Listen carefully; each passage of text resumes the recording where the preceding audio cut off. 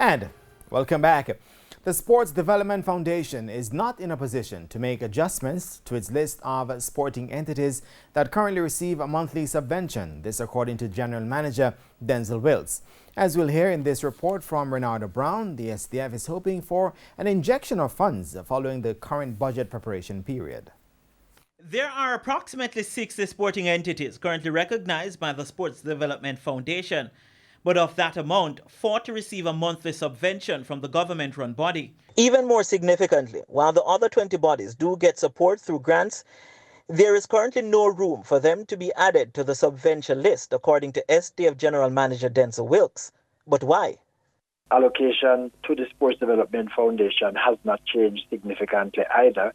We have had our fluctuations, but we have been in the same ballpark, somewhere between $500 to $600 million per year over the period.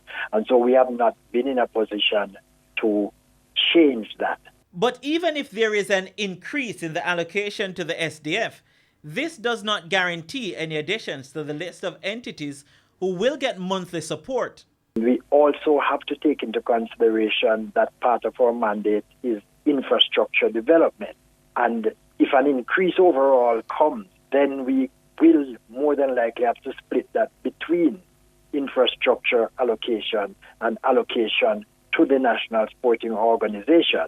It's an extremely difficult task to weigh this up and to make it seem balanced and fair. In the meantime, Wills adds that there is a growing concern with a few associations. There are literally one or two associations right now that have not received any subvention from us for the last 2 to 3 years because of non-performance. So it is never a case where it's static, but we do apply. We have various standards that the associations have to adhere to. And we had a situation where, I will not call the name, but a popular association for about 6 months in 1 year did not receive any subvention because they had failed to supply us with their development plan. On Monday, we hear what one alternative could be to help associations who currently do not receive a subvention from the SDF.